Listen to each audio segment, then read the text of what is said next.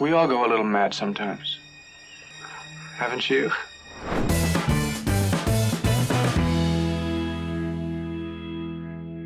Too late. I think we've both gone absolutely We've lost bonkers. Yeah. We should really be in the madhouse, I think, at this point. Absolutely. 6 weeks of pure Hitchcock. Yep, lots of Hitchcock. We've enjoyed it, but it's time to wrap this up now. Mm-hmm. The finish line is in sight. That's not to say that we haven't got some legendary films still to discuss. Mm-hmm. So, should we pick up from where we left off in the last episode? Yes. By finishing the 3-part biography that we've been putting together of Alfred Hitchcock. Yeah. I thought it would be a good idea to look at the argument of whether Hitchcock was an artist or just an entertainer. And what his legacy is today. Exactly, yeah. There's a definite contrast between how he was seen in the day, at the time, and what he's become known for and known as ever since. Yeah. So I guess as a starting point, it's undeniable, really. You know, we've had so many reviews already so far praising how good he was in general as a filmmaker. And the reason I think his films stand up so well is because they're just so well made, basically. He was a master of his craft. No, but I don't think Absolutely. anybody can deny that. It was second to none, really. But him in particular, because he'd sort of trained a bit as an engineer and a bit as a designer and a bit of everything. Yeah. He was mathematical in the way that he constructed things, Yeah. and in the precision and how concise everything was. All the elements were planned. Every element of it he saw first and knew exactly what he wanted to put down. Yeah. I guess he had the benefit of having worked in silent pictures first as well. Yeah, definitely. Which is why he's got such a strong visual language. Yeah. The basic things, really. Like he would break it down, like what's the action and what's the intention. That would determine really what he showed, when he showed it, how he showed it, and then the way he constructed time and space. Like everything was just perfect, so that the audience would understand everything that was going on, and he could control the emotions of the audience as he goes along as well. And that in itself, the way he did that, gave him his own distinctive style. Absolutely. You can tell a Hitchcock film because of the way he visually tells the story. It's like a signature, isn't it? It's fantastic, really, and that's what made him what we would call an auteur, Yeah. a proper author of his own work. Despite at the time directors weren't given that much status. No. It was a producer role, really, that would control the film. But he was one of the first that really just took it and ran. His films, and we've mentioned it before, they're not necessarily always very realistic or even very plausible. But he gets away with it because it's bent and twisted in a way that services the effect that he's trying to make. He even said things like he doesn't do well at ordinary, and logic is dull. I find that fascinating. I think through everything that he did, though, he was completely for the audience. 100%. He designed his movies to be shown in a cinema for thousands of seats. You know, as a mass medium, that's what he wanted his films to be made for. And he made his movies with the audience in mind. This is how I want them to feel. This is what I want them to think. This is how they are to see the story. And that in itself, again, was his style. We definitely saw that by the time he was doing Psycho, because he knew already what the audience would be expecting. Yeah. So he just tore up the rulebook and did exactly the opposite. What was interesting about that as well, it sounds so bizarre to hear about it now, but years ago, before Psycho, which was 1960, you could walk into a movie midway, you could just buy a ticket and then go in and watch it from halfway through. But Psycho, he would not allow people to go in once the movie had started. It was at every theatre, the rule was there, and there was like a little Hitchcock, and it had like a sign: you will not be allowed to enter once the film has started. And you had to watch it from beginning to end so that you didn't miss any of the big reveal. And you were warned against spreading spoilers as well. Yeah. And he also bought up all the books in Hollywood so that no one could read the ending. It's fantastic. So there's obviously a really strong argument then for the fact that he actually was an artist, a pioneer, an auteur. So what was going on? The French will tell you he's an auteur, because they were the ones that really looked at film critically, broke it down. They were the ones who really took Hitchcock and said, this guy is incredible. He knew what he was doing. But flashing all the way back to episode 1, we know he went to Europe to train, Yeah. So it's funny that it's come all the way back around, and Hollywood all this time didn't realise the artistry that he was actually putting on screen. Yeah, exactly. In essence, what it was the genres that he was working in weren't taken seriously whatsoever. They weren't considered art. And that's primarily the reason why he didn't have any real notable award success. Yeah. But as we can see from the last 2 episodes and what we're about to do, they were completely wrong. Yeah. I don't think there's any two ways about it. His legacy suggests otherwise, and he's gone down as one of, if not the most famous film director of all time. I mean, look at just in the last couple of years alone, there's been a number of documentaries. One on the shower scene itself, Yeah. and then there's Hitchcock Truffaut, which is based on the meeting between Francois Truffaut and Alfred Hitchcock to discuss his work and his career. Yeah, there's been a number, and then you've got the Hitchcock movies as well have come out. So people are still talking about him, still thinking about him. He's not gone away. No, absolutely not. So yeah, we're going to jump right in. We're going to do it. Yeah, we're going to do it. Here we go. Take a deep breath, everyone. So we're starting today with the legendary Psycho, which turns 60 years old this year. I have the privilege you do. of leading here. If you don't know the story, where have you been? As a brief premise, Marion Crane, played by Janet Leigh, flees from Phoenix, Arizona with $40,000 in cash, which she's effectively stolen from her workplace, in a desperate attempt to buy off her unhappiness and make a new life with her married lover, Sam, who's played by John Gavin. And things aren't going very well, let's say, when at this point she stops at the desolate Bates Motel and meets Norman, played by Anthony Perkins, who's the manager, and also cares for his elderly mother who lives on the big, scary-looking house on the hill next door. Classic That's movie all house. I'm going to say. It's perfect, isn't it? Yeah. It's just sensational. Before I get into my main points, we've kind of touched on it anyway. There's only one word really to describe this film, and that's groundbreaking. Yeah. This film shook the world. It was unlike anything he or anyone else had ever made before, so it was a massive risk. Changed the face of the horror genre. 100%, yeah. It made it adult. It made it realistic. It brought it into the modern age. Yeah, it also broke a number of taboos and censorship rules, nudity, violence. The first time a toilet was ever shown on screen before, which he fought a great deal with the studio censors about and ignored. But also from a story perspective, this is probably the biggest spoiler I'll give, but he took his main character and his big star of the film and killed them off less than halfway through the film. It was unheard of, and the fact that the story then goes in a completely different direction to what you expect. This film became a phenomenon. It was an event film, plus the ways that we mentioned earlier about the advertising and the publicity and the exhibition of it all. Can't speak highly enough. So I got that out of my system. So next point. I want to talk about the first act of the film, really. The suspense and the way that this chain of cause and effect, triggered by one very bad decision by Marion that effectively ruins her life, how it gathers momentum and snowballs. It's a bit like a slippery slope, except Marion has just stepped off a cliff completely and she's just plummeting. So I like to talk about things like the money and the way that the money, it's got a presence. Yeah. It's a temptation to her. First she hears about it, then she obtains it, then it's sat on her bed while she's thinking about it, then it's in her bag in the car on the car seat. It completely drives that first part of 100%. the film, completely drives that narrative. And it quickly actually becomes a burden. Our attention is drawn to it, always hanging over Marion. So I like that. It's an inanimate object that's given presence. Yeah. And from there, it's the slip-ups. All the times that Marion accidentally draws attention to herself. Her boss sees her at the traffic lights as she's driving out of town. She's stopped by the police, who then find out her name. They know her she car. does not handle that well whatsoever. No. It's like, you need to calm because you're literally like making them suspect you.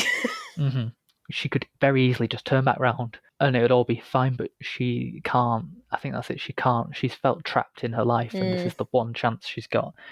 Then, on top of that, when she's driving away after the whole police shenanigans, It's the thoughts in her head that we hear, not necessarily things that are actually happening back at home. No, she's just imagining what will be happening. Yeah, it's Yeah. very clever. What her boss will say, what the police will say, what her sister will say. It's fantastic. And the rain starts coming down and the wipers start, it's like a metronome, and you can feel your heart racing as she's thinking about these things. Mm-hmm. I will note, not the first time she's going to get caught in a shower. Yeah, but like almost every other Hitchcock film, it's in two halves, and obviously once she's out of the picture, the perspective shifts, and the role of slippery slope dweller actually transfers to Norman, who is my second point. I love Norman Bates. I think he's one of the best characters ever. Like, I adore him. He is very well done. But he's a bit of a mystery, really, because he's got two sides to his personality, really. There's a very sweet side to him, where he's kind, helpful, polite, handsome, let's not deny it, if a little nervous, but he's endearing and he's innocent. You know, he's childlike. He won't even say the word bathroom to a lady. He's adorable. But he's burdened by his mother, who's ill, and the motel's a struggling business. So, not unlike Marion, he's trapped in his circumstances. So, we care and sympathise with him just as much as we can with her. But he also has this other side, some more curious and questionable qualities and phrases that he uses that just feel a little bit off, especially when he's talking about his mother. The iconic line is, "A boy's best friend is his mother." No, it's not. Well, yeah. He says we all go a little mad sometimes, and there's times where his entire physicality shifts. He goes from being that nervous, jittery, chatty young man and becomes a very still and cold and wide-eyed, staring person. Especially when Marion mentions putting his mother in an institution, and he's like, a madhouse, and you can just see it. There's a shift in him. So I think that's very, very interesting. He also has a peephole, and he likes taxidermy, but that seems relatively harmless. So yeah, he becomes the slippery slope dweller after he has to clean up a bit after his mother. So yeah, interesting. The next point, you can't ignore it, and it was the first point I made over in Vertigo at the beginning of the series. It's Bernard Herrmann and the music. Yeah. It's possibly one of my favourite film soundtracks of all time. It's unusual because it's not necessarily a nice sound to listen to. No, it's not. But this one was extremely distinctive. It was one that people remembered, and it's still thought of now. It really, really hit the mark. Yeah, it definitely served a purpose within the narrative. Yeah. But yeah, it is unusual because there's very little melody going on or even harmony. It's quite atonal, and it induces panic and desperation, and it's erratic. It jumps up and down, and the tempo, it's always, you know, it keeps going. So it's not necessarily pleasant. It's quite stressful. The whole atmosphere and our emotional response to the film is driven by the music. It's the thing that pushes us down the slippery slope with the characters. What I like about this as well is it settles cleverly into a handful of musical cues that recur. Yeah. Depending on what type of action you're watching. So every time she turns on the car engine, do do boom do do do do, and you're off. Yeah. I love it. And then obviously the most famous one is the shower scene cue. Yeah. You know, it needs no introduction really. And this is where I'd just like to slightly shift into my last point, which is overall the shower scene. So I'll start with the music. What's interesting about this is that the rest of the music in the film guides us and tells us what to think and what to feel. In this scene, bit my tongue. There's no lead up. It's completely silent. There's nothing like in the background going, do, you know, getting us ready. Which is eerie in itself. Yeah, actually, in a way, yeah, it's funny you say that. The silence is music as well, in a way. Yeah, exactly. But yeah, it doesn't really prepare us for the onslaught that's coming. And to be fair, this is the start of Hitchcock betraying our trust as an audience. So why would he? He didn't want music originally in the scene, so it's all the more significant that it's entered the cultural consciousness. Even if you've never seen the film, you know that scene and you know that music. We've all jabbed a pretend knife and gone, yeah. We've all. It's the quintessential sound of terror. It's the string equivalent of being stabbed, and automatically provokes a physical reaction from us because it's so high pitched and unpleasant to listen to. Yeah. That it's automatically perfect for the scene. So, in terms of the actual shower scene itself and how it was shot, considering it's so short and it's set in a bath, It's so complex that it's got its own documentary, as you said earlier. It took 7 days to film. And most impressively, I think this was funny to learn, Paramount offered Hitchcock a rubber torso that would spurt blood if you stabbed it. And he said, "Oh, it was wonderful. I didn't use it at all. Oh no, the knife never touches the body." And it's just genius. Like, he was like, "No, we're cleverer than this." It's funny because the scene is a masterclass in filmmaking, but he also breaks every rule of filmmaking at the same time, which makes you sort of go, well, there's no rules. There's no rules to filmmaking. So the cinematography, he deliberately left in blurred shots. He shot from 360 degrees, so it was just purely disorientating. He used negative space, extreme close-ups of tiny fragments of bits of body or bits of motion. Editing, he did jump cuts. The shots last for fragments of a second. There's 78 shots and 52 cuts in just this one sequence. Even down to the sounds, rather than getting a Hollywood-produced sound of stabbing, they recorded the sound of melons and steak getting stabbed. It's brilliant. It gives the impression of a woman being murdered in a shower, yet you never see a knife hitting flesh. You never see nudity. And just to round it back off to how we've started the episode, actually, to study Hitchcock is to study cinema. And that one example, that one scene, just goes to show what cinema can do and the magic of it. How editing and cutting and sounds, music, cinematography, all together, it's all a misdirection. It's not real, but we perceive it to be real time, real space, real events, real people, real stories. And I just think it's sensational. I think it's his best, personally. I know Yeah. a lot of people don't agree. They think Vertigo, but I disagree. I think this is a lot better. Psycho's got a little edge, hasn't it? It's just got that something that... Lightning in a bottle. Yeah, the audacity of it all, I think. Yeah. So, breathe. How do you match that? Well, you don't. I'm sorry. You can't match that. We've started with the best. I am going to start with Lifeboat, which I would probably guess people don't really know much about, possibly never even heard of. It was a wartime picture that he made in the 1940s. The basic premise of this is right at the very beginning. There has been a sort of a shipwreck. A ship has been hit by a torpedo, a German torpedo, from a U-boat. And you start up with the one lifeboat that remained, picking up survivors, basically, people who were in the water. And you end up with this group of people, of men and women. And it is about their time during the however many days they're stuck on this boat. So right there from the start, this is another one, a little bit like Rope, which we will also be discussing today. Indeed. But you are stuck in this one environment. You're never going to go anywhere else. They're in this boat. It's confining in itself. Yeah. And it's very much a play on characters and personalities, how these people react, how they survive, how they make the choices they make, and are driven to the choices they make. So it's quite interesting in that respect. So I'm going to start off. The thing that I think defines the movie very much is morals, and the morality of certain choices. Condemning a man for his nationality, for instance, when they pick up a German. The U-boat, I should say, did get hit. Yeah. And this German is the reason they're in that boat. It's the reason all those people died. It's so right there, you've got a dilemma. What do you do? Do you condemn him for the fact that he's a German?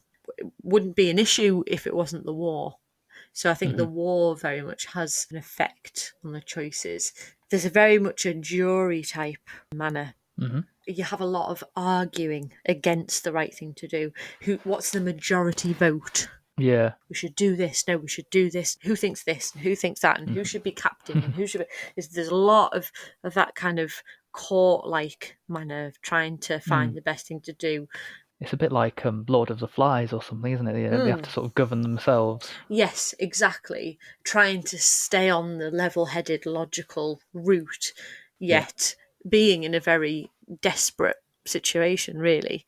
And how over time that breaks down. That morality breaks out of sheer desperation.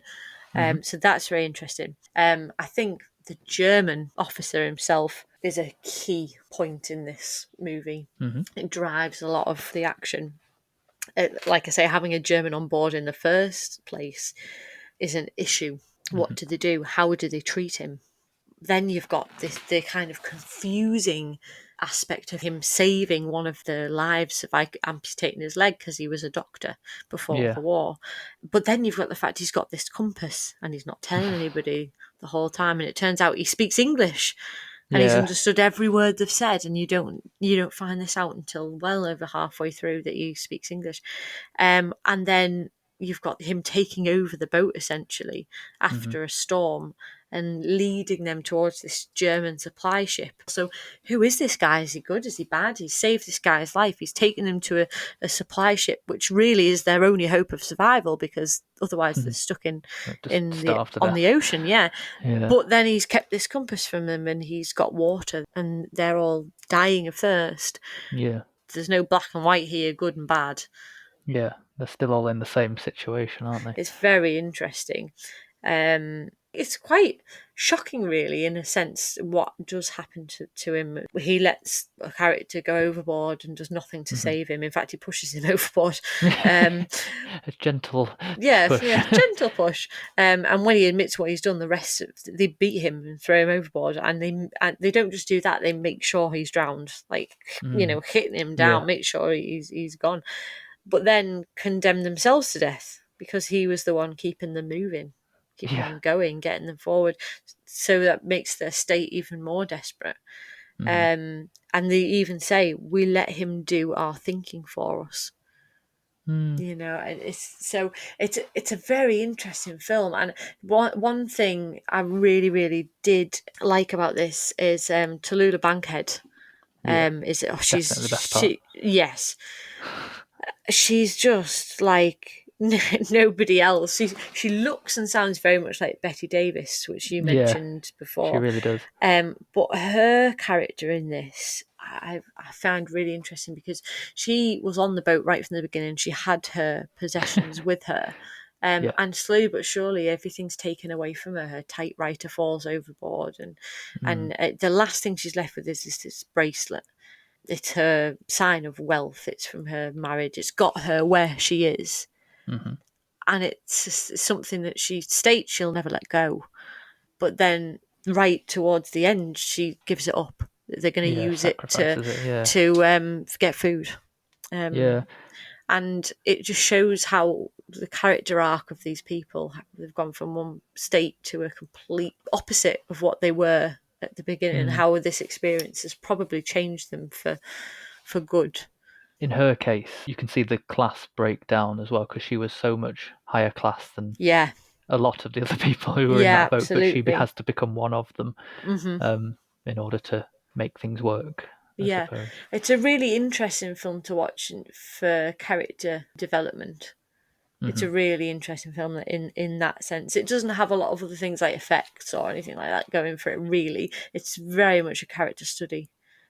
But it's a really interesting one to watch. I did enjoy watching it.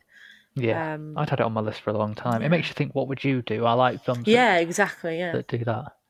And what wouldn't you do? I suppose is the other question. Absolutely. Well, that's a nice link, really. And as you said, a single location film. They're different, but Hitchcock actually did another one called Rope, which is based off a 1920s play by Patrick Hamilton. It's one of my favourite premises to describe to someone, actually, for people who haven't seen it. And I guess the best way to describe it is it starts and you're just looking at this very pleasant Manhattan street. The great big sweeping score. It's wonderful. And then it just sort of turns and the camera looks up towards this penthouse apartment with the curtains closed and zooms in. And then a man screams. You're like, oh, you think, what's going on? And the first thing you see, the first substantial shot of the film, you see Brandon, played by John Dahl, and Philip, played by Farley Granger, strangling a man. This is one of their former Harvard classmates. And long story short, they put him in a great big antique chest in it's a great big apartment. And they've planned a party where they're going to invite the victim's friends and family, his parents, his girlfriend, his other friends, and their former prep school housemaster, Rupert, played by James Stewart. And they're all going to come to this party and they're going to serve the buffet food off the chest that he's in.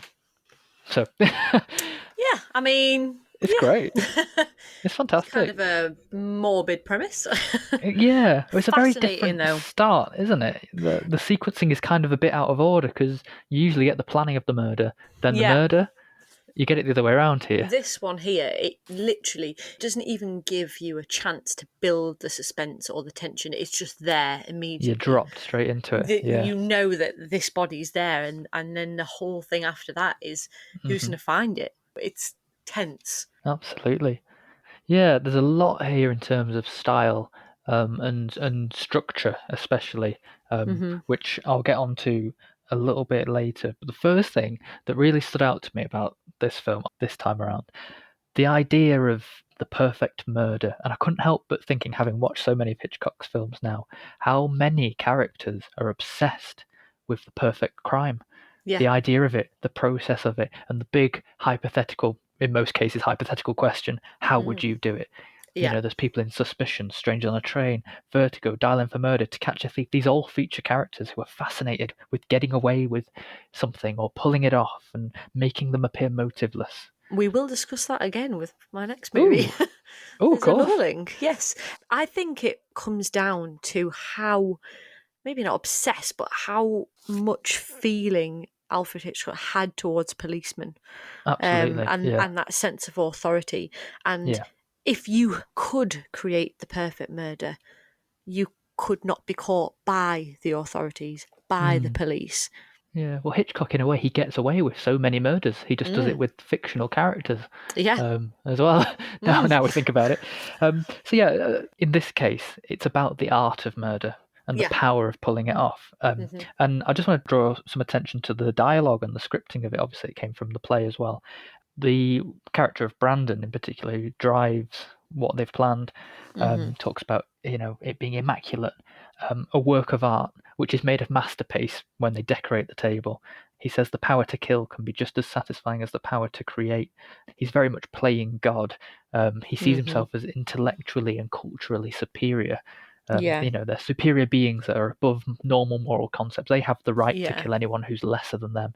It's a very it's a psychotic mindset to have. Yeah, it's dark. It's dark. And John Dahl is absolutely, I mean, he's the standout in this. He is so superb. The performance is brilliant. He is the first thing I think of when I think of Rope. It's very confident and very creepy at the same time, and he scoffs at everyone else who is weak and ordinary. Absolutely. Which is actually in stark contrast to Philip.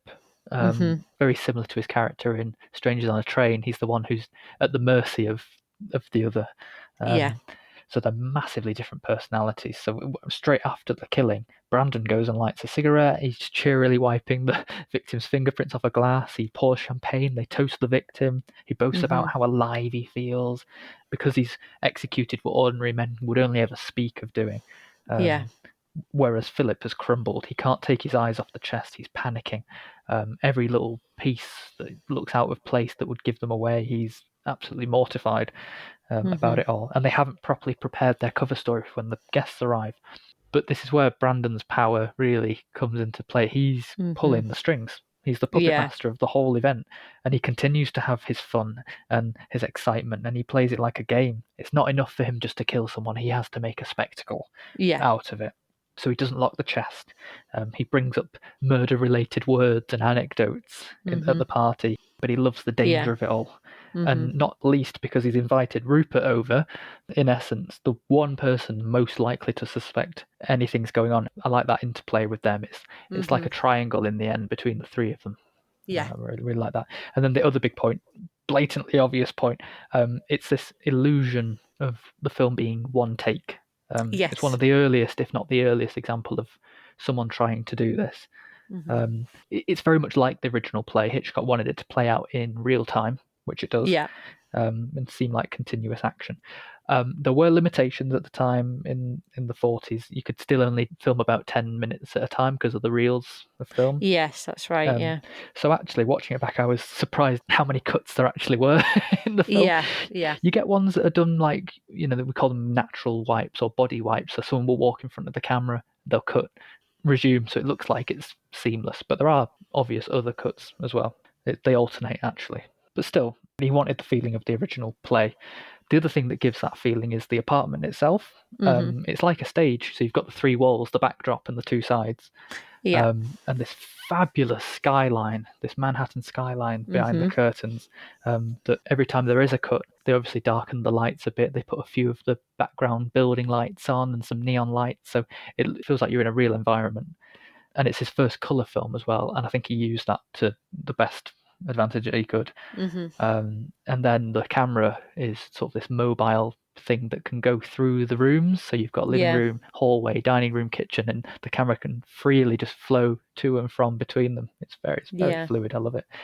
That's not to say that although he was following the characters round, it doesn't mean that he dropped any of his stylistic traits at all. The camera still does extreme close-ups, and it still does particular positions to give effects for Yeah. suspense. The only difference is that we see the camera transition to and from these different places. My favourite one's when the housekeeper's clearing the table. Again, the focus on the chest is there, right in the foreground, and we watch her very slowly take things to and from the living room and the dining room until it gets to the point where the table's empty. We're not even looking at the other characters who are discussing what happened to David, the victim. Yeah. We're watching her and we're watching the chest. So yeah, he kind of gets the best of both worlds there. He's got the amazing play-like set, but he's still using cinema to communicate that. So yeah, it's a fantastic film. It really is. The fact that you can very much tell that it was a play, but it by no means hinders it whatsoever. No, Because it's absolutely not. so incredible. The dialogue's brilliant. Just like you say, the premise in itself is just fascinating. So clever. It's very much like Dial M for Murder. It's just Yes, different. it It's is. just Yeah. different. For me, it's one I come back to multiple times. One that I enjoy watching, Yeah. and I would rewatch because it's just so. Fun's not quite the right word under No, the but circumstances, but it is. It's just it's really great to watch that tension and seeing everything unfold. Yeah, I really love this one. it's basically one long scene. It's so easy to get into and stay in because it doesn't give you the opportunity to go away and get distracted. You follow it in one piece. Yeah, absolutely. It's Yeah. very good. Well, next we're going to look at mine, and that is Shadow of a Doubt. Yes. So this one, I don't know what I would say about this one, whether it's well known or whether it kind of just sits in the middle. I think it doesn't help that the name is one of those that blends in. It's a bit like Strangers on a Train. It's a bit like Suspicion and Saboteur. Shadow of a Doubt. Shadow of a Doubt. all the S's. So the premise of this is it's starting off with this guy. Something's gone on, a bit shady. He's being chased by people for something, and he decides to go home to this middle-class suburban house where his sister lives with her husband and kids. And there is apparently this bond between the eldest child, Charlie, and her uncle, Charlie, as the guy's called Charlie as well, which is quite confusing when I've been making notes for this. Yeah, Charlie 1 and Charlie 2. So from the beginning, it's quite ominous, really. The thing that stands out the most right from the very beginning is the score. Really ominous feeling score. It's almost blaring. It's very loud and it's kind of different to what he's done before because his score tends to match the moments. What's going on screen. This one, it's very much the opposite. This music, it's huge, it's big, it's bold, and it's almost as if the action is big and bold and there's loads of things happening, but there's nothing. So it draws attention to itself a bit more. Exactly. It's very unusual. It builds and builds, but not during what you would think of as a conventional scene for it to be used in. It seems to build until you're sure something's going to happen, but then it doesn't. And it seems as if the score's based more on the feelings and the emotions of the characters rather than the actions. Yeah. So it's more how the characters are feeling, what they're discovering, that kind of thing. And that's when the score is huge and big and loud. So that in itself was very standout. It was a highlight from the very beginning for me because you're watching it, you're thinking, it's a bit odd, this. And it kind of puts you on the back foot as well because you're not quite entirely certain of where it's going. because but of that. also, you're not sure about his character. Like you said, he's done something or something's wrong, but the music might be hinting more than we are actually told. Yeah. And you do find out eventually, and I will go into that. The second thing links very much to what you were saying about Hitchcock and the perfect murder, because the other thing that really stands out through this, and it's made into a comedic moment, is the side plot of the father who's a banker and his work colleague, and they always discuss the best way to murder each other. Yeah. She'll come over while they're eating dinner and they'll be talking about the best ways to murder us. I'd use mushrooms because, I'd just pop a poison one in there and get you. And it's just, there's loads of things in there. But it's really funny. It's made to be a really comedic thing. But while that's going on, it turns out that Uncle Charlie's wanted for murdering 3 widows. So you've got this talk about committing the perfect murder. Whilst knowing that murders have been committed. Not only that, but when Charlie turns on her uncle after figuring out what he's done and then talking to the detectives, she tells him she wants him to leave. And from then on, he makes numerous attempts on her to create the perfect murder that would look like an accident. So you've got these conversations going on, and also the Uncle Charlie trying to make this perfect murder look like an accident. It reminded me a bit of the birds. They get dropped in as hints and teasers just so you never forget them. Same happens with those 2 men having the conversation. It's always in the back of your head because you're never made to forget it. Yeah, and is Uncle Charlie going to use one of these ways? What's he going to do? Because he's listening. It's very interesting. It's got a very weird kind of comedic side to it, but then also this quite ominous side as well. It's the difference between saying it and doing it. Yes, exactly. And then the last thing, I think the biggest part of this movie, what really defines it, is appearances. So Uncle Charlie has like 2 faces. The one he puts on in front of the family, a nice normal uncle bringing presents, playing games, that kind of thing. Then there's his real self. And what's interesting is when that slips. When this face he's put on slips. Like when he's talking about the widows, when he's talking to Charlie after she discovers him, when he sees Charlie's found the ring, all these times it slips and he becomes who he really is. He's thought of as as a good man by the town. Charlie keeps the secret for her family's sake, keeping this devastating truth to herself. Which is also keeping that face on, keeping that appearance up, for the sake of everybody else. But he was nowhere near like he was an awful person. Joseph Cotton plays this really well. It's really quite scary the way his mind works. It's very dark, and he really does that so well. I think up until a point you're not actually even sure yourself whether he is whom she suspects he might be. But when he does shift, it's like, shit. Yeah, this guy's not nice. Then. But I would definitely recommend this one. No, so it is interesting. It's a I good definitely concept. recommend it. I think it's, like I say, it does blur a little bit because it's very similar to titles that he's done before. But it's definitely worth watching because it is. Yeah, it's an entertaining film. Okay, it's my last film of the series. Yeah, you got there. We're going early again, so this is the second earliest that we're discussing. It's The Lady Vanishes from 1938, another pre-Hollywood film. This was with the Gainsborough Studios. I've noticed that my notes on this are actually more of a journey of my thought process as the film went on. I tried to give it some kind of semblance of a structure. Here's the plot. Woman bangs head. Whimsical old woman helps her onto the train. Old woman goes missing and no one claims to have ever seen her. Not sure what the rest was about. It's a bit like Flight Plan on a train. I'd say that's about right, yeah. I don't want to give more than that. It's perfect. Basically, the lady vanishes, okay? So Margaret Lockwood plays Iris Henderson. She's a young English girl. She's a tourist. She's been travelling around Europe. Michael Redgrave is in this. He plays a man called Gilbert. I'll explain their relationship in a second.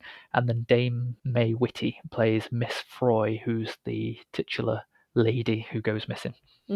So my first point in this orients around the fact that I couldn't tell whether it was deliberately or unintentionally a funny film. Nowhere is this listed as a comedy.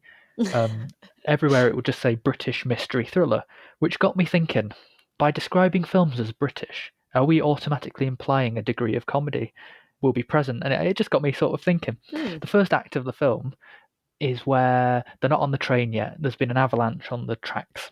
Yeah. It's forced all of the characters to stop over in this tiny hotel in a remote European hamlet. It's nestled in the mountains. And this is how we're introduced to all the characters that will appear later on. And no word of a lie, it's like Fawlty Towers or a Carry-On film.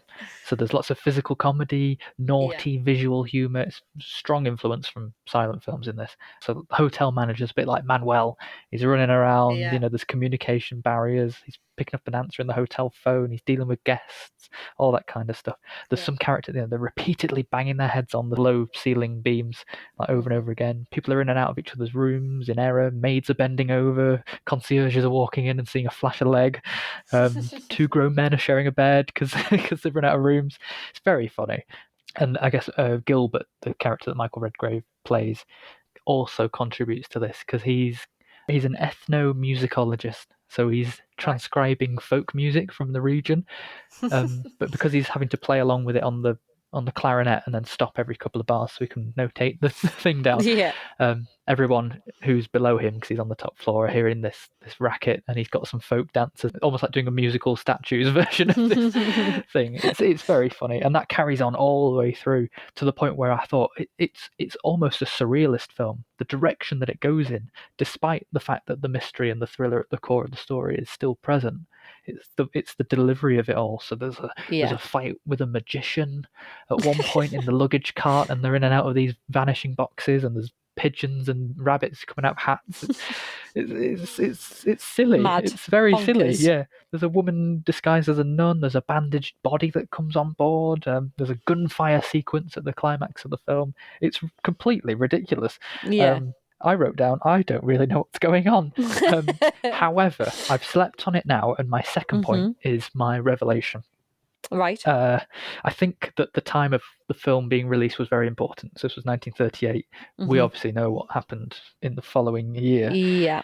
So when it comes to looking at the story more seriously now, all the characters in the film deny knowledge that this lady's gone missing. It seems unusual at the time, and at the end of the day, quite innocent, really, because they just don't want to get involved.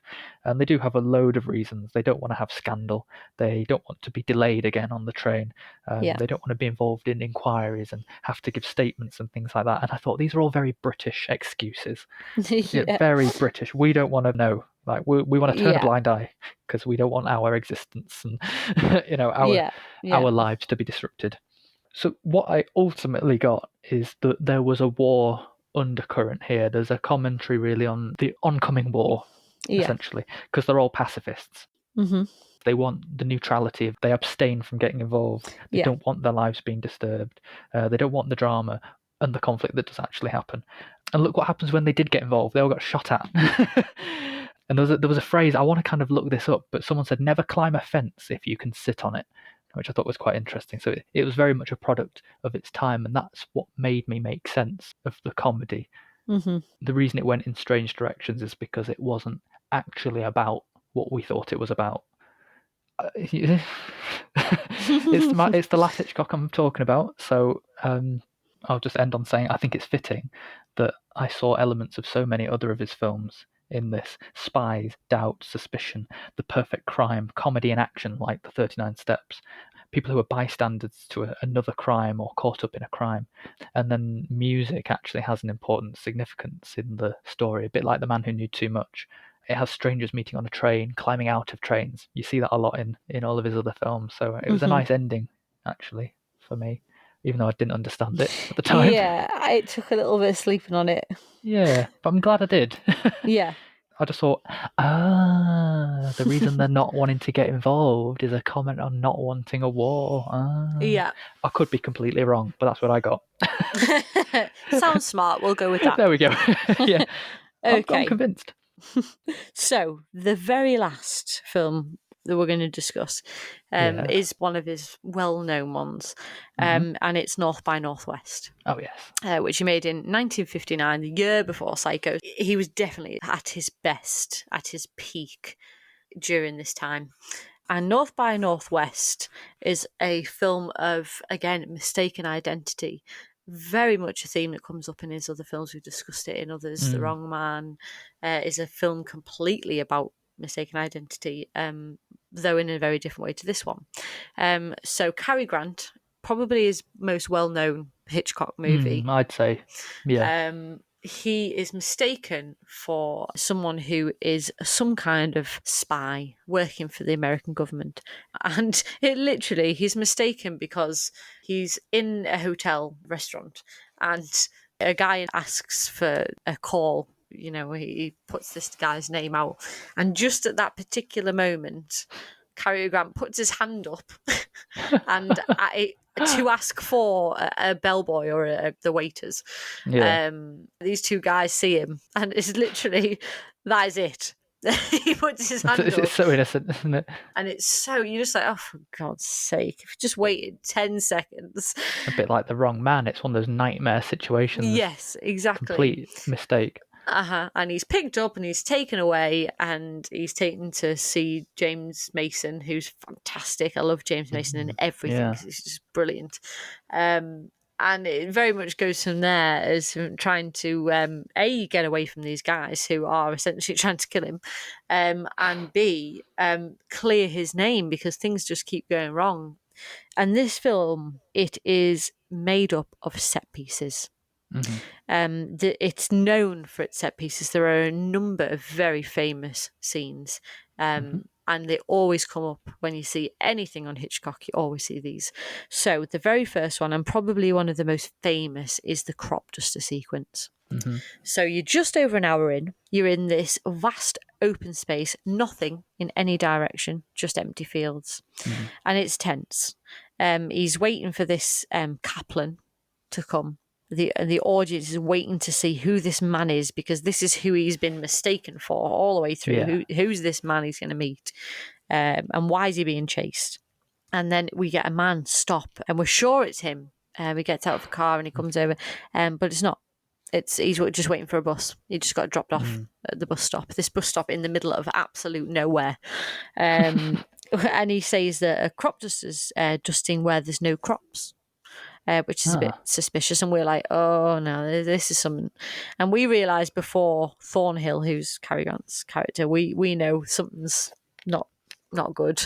Something's going to happen, and the whole scene it's just such high suspense because you wonder how the hell is he going to get out of this, because you are in the middle of nowhere and there's this plane. Where is he going to go? What is that he can do? He's tried to flag down cars are ignoring him, and then literally the plane attacks him. Yeah. You know, it comes so low, it swoops over, and then he gets into these fields and you think, well, okay, this is good, he can hide in here, this is fine. And then it smokes out the fields with all the stuff it's dropping. And so he can't stay in there, so he has to come back out into the open, and there's a lorry, and the distance from where he would have to run to the lorry, can he do that? Can he get there? And then this lorry, it's like it's going all the way to the last minute, and he literally has to drop, and the lorry stops over the top of him, basically, right at the last second. And you think, well, okay, now this is fine, this is good. You know, he'll get in the lorry and it'll all be fine. No. The plane drives into the lorry, which happens to be carrying petrol or oil or whatever, and it blows up. So you're just like, oh my God. It's such high suspense all the way through. You are literally, it's nail-biting stuff, this. Yeah. It's really one of those scenes where you can't look away. That makes me think how much of an influence it might have been on the Bond films, you know. Absolutely. That feels like a very Bond situation to be in. It really is. So the second scene I'd like to mention, it's purely because I just loved it and I thought it was absolutely brilliantly done. It's not a big sequence. It's not a huge action moment like the others in this movie. And it's in the auction house. And it's so clever. It's just, the scripting's brilliant, and it's really well played out by Cary Grant. He's, for some stupid reason, and I'll never know why, Thornhill goes to the auction house knowing that these guys are going to be there, and then doesn't have a way to get himself out. So he's just gone there. So he's stuck in this auction house with these guys. He can't get away because the henchmen are there, and so he can't leave. So how the hell is he going to get out? And his way of doing this is by acting like a complete and utter bonkers person and ruin the auction by shouting out like random prices and to the point where they call the police, and the police come and take him away. It's so cleverly done. It's a very small scene in comparison to a lot of the others, but it's so subtle in a way compared to that, and I really enjoyed it. It takes Cary Grant back to his comedic performances that he did in the 30s, and and he did those so well. Yeah, it's probably one of my favourite scenes I've watched in all the films. I really enjoyed it. And then I've got to talk about the last big climatic sequence. I did wonder whether you weren't going to mention it, and I thought, oh, controversial. Of course not, no. It's Mount Rushmore. It's the escape sequence at the end, it's the big climax. Are they going to get away? So the music's blaring, thousands of feet up, so high, there's no way down. They're trying not to fall the whole way through. And it's kind of this surrealness of the scene, like playing out on this historical monument. And then you've got Leonard, the henchman, standing on Thornhill's hand, and it looks like it just looks like it's all over, because how are you going to get out of this one? But then he's shot by the good guys, and it's got a very famous last shot as Thornhill's lifting the hand of Eve, pulling her back up over Mount Rushmore. It then cuts away to Thornhill pulling Eve up to the top bunk on the train. And we learn that they're married, and then it just cuts. That's it at the end of the film. Yeah. Do you know what? Almost every Bond film ends with last hurrah set piece after the climax, and then next minute he's rolling in bed with the Bond girl. Yeah, that sounds very similar, doesn't it? It's fascinating. Never thought about it. And the last thing I want to mention, because it's one of the most well known, I think, is the score. And it's Bernard Herrmann, obviously. He did 7 scores with Hitchcock, from The Trouble with Harry in 1955 up to Marnie in 1964. So basically his prime time, Hitchcock's prime movies, Bernard Herrmann was the guy he went to, which says a lot. Yeah, it does. It's got this really clear, like, adventurous theme that appears in all the climatic scenes, all the big action scenes. But then it also has this love theme when Eva Marie Saint's character appears. So you get that kind of woven in as well. And it really adds something to the Hitchcock films and how you remember them, and you remember the music as a part of the plot. Yeah, they're like a character as well, aren't they? Yeah, they're memorable.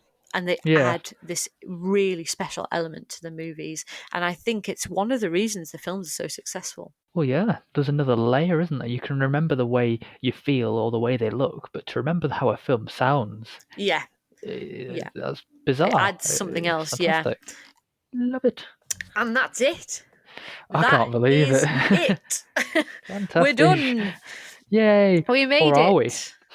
I bloody hope so, because I can't watch any more now. Oh, I know. But the big question, did you spot the Hitchcock? I did. I'm really pleased. I did spot the Hitchcock. Right. All 3. Oh. I'm quite pleased. Okay. They weren't very hard, I'll have to say. My experience was different. It was, but it wasn't. You start with Psycho Gone. Yes, yeah. I did expect to see him a little bit later than I did. I vaguely remembered him crossing the road when the boss crosses the road, but it's not. It's a little bit earlier, just after she's had her sex lunch. He stood outside the office, basically. She comes in. He's wearing a cowboy hat. Okay. I say sex lunch. She's having an affair, everybody. Well, I think they'd get it from that. Yeah. Don't think you need any more detail than that. Fair enough. Lifeboat, when you think about it before you watch it, you think, well, how the hell is he going to do a cameo when they're all on a lifeboat for the In the entire lifeboat. movie? How Yeah. are they going to do this? It's very clever. It's very clever. Mhm. There is one newspaper on board this lifeboat, and he appears in an advert for this Reduso thing. Yeah, it's my favourite and one, I think. yes, it's great. I really like it. So in the advert, it shows a man who is a large man, and then him much thinner, and it's Hitchcock in both the pictures. And he did actually lose an awful lot of weight around about that time, so it might actually be his before and after. Yeah. Rope, don't get me started. I've just sent you a picture of what apparently his cameo is in Rope. Okay, I get that it might have been put there as a reference to him, but he didn't cameo in the film I'm himself. really confused. What is that? It's one of the neon lights in the background on the skyline outside the apartment. The argument is it's meant to look like his profile. It looks like a pound the famous sign to me. Yeah, it does look about like a pound sign, actually. Yeah. So From either here. we could just call mine out of 8 instead of out of 9, because you can't say that I didn't spot him. He's not in it. Yeah, that's a very, very difficult one. Very difficult. Or I could just have the point for noticing that he wasn't there. I think we'll just give you the point, because it's very difficult, that one. Yeah.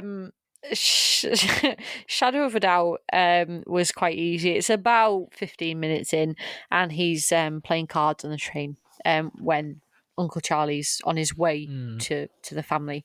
Yeah, you see the hand that he's holding as well. Yeah, it's a straight flush of spades. I had to look up what it was, because I know what spades look like, but I wouldn't have known it was called a straight flush. Yeah. So he always has to make himself, like, he draws, apart from in Rope apparently, but he always draws his attention by doing something, doesn't he? Yes. Which is similar to what he did in The Lady Vanishes, and I thought he wasn't going to show up. It was getting quite towards the end, and I was worried that I hadn't seen him, but a bit like Strangers on a Train, it's as they arrive in London at the end. He walks past on the platform.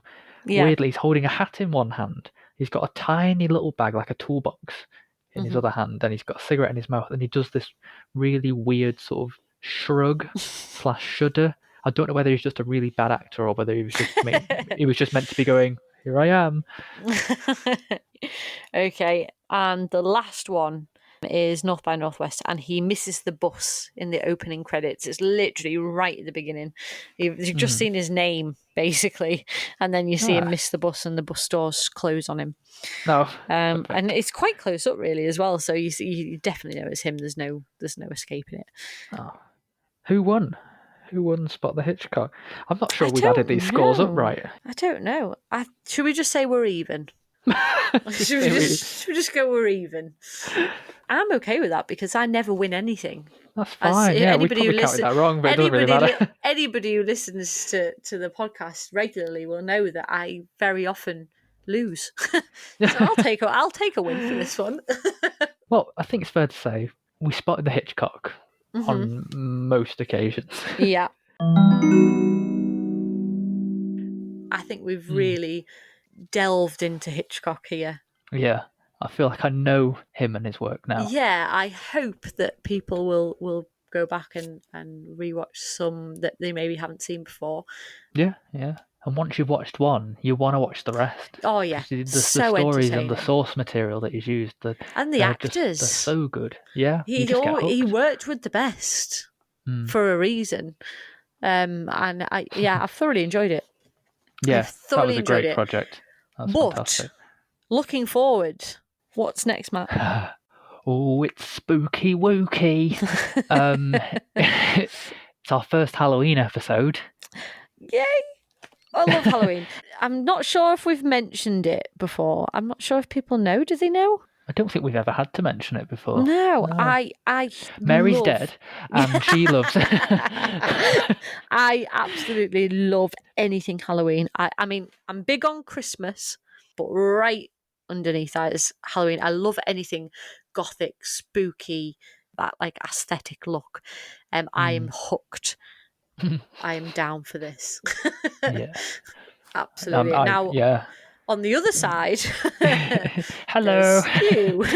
You're not really a horror buff. We can definitely say that, can't we? No, there's a handful that I absolutely love. but only because they're sort of not your generic cliched type. I really like it when the concept's nailed. It's something new, it's something different, or it's classic enough that no one's wanted to repeat it. You're definitely coming to it from a first-time watcher Yes. point of view on a lot of these. So this is going to be really interesting to see what you think. So we don't have any specific plans yet, so we can't tell you exactly what we're going to be doing. Be a surprise because I've not watched them yet. Yeah, I'm doing a lot of rewatches because I always watch my favourites around about Halloween.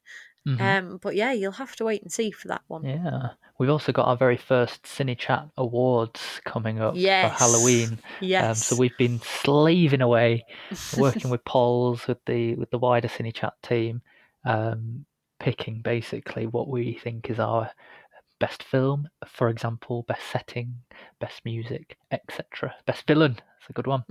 Yeah. So keep an eye out for that coming out on our website and social media. Yeah. So, before we go, we're going to recommend a Hitchcock film, the one that we really think people should go back and watch. And we're not going with the obvious choices. No. So you should already know to watch those ones. Yeah, of course. So I'm going to nip in first, and I'm going to recommend Strangers on a Train. Because I really do feel that this is a hugely entertaining, fun Hitchcock movie. Great performances as well. Brilliant premise for a movie. Very Agatha Christie sort. It's the kind of thing I would imagine she would write. So yeah, I'm going to go with that one. Really, really well done. I'm going to go for the 39 Steps. A bit like Strangers on the Train, I think it's a really good entry point if you're new to Hitchcock kind of things, because it does have the fun element of it. It's a very comedic, action-packed film. It's also a good introduction if you're not very familiar with older films as well. This is from 1935, and it doesn't feel like it in the slightest. And then you've got all the fun of spies, mysteries, thrillers, assassins, political conspiracies. It's got it all. It's a lot of fun. Proper British humour. entertainment. Yeah, highly recommend it. Okay, so Matt, that's it. Where can they find us? Well, you can find us on our website, cinechat.co.uk/podcast, or across social media, Facebook, Twitter, YouTube, Instagram, and more. Just search Cinechat Podcast. Or you can email us at podcast@cinechat.co.uk. You can indeed. Well, there's a chill in the air. The birds are closing in. Halloween is coming. Yeah, we'll see you for Halloween. It's bye from me. Sleep tight.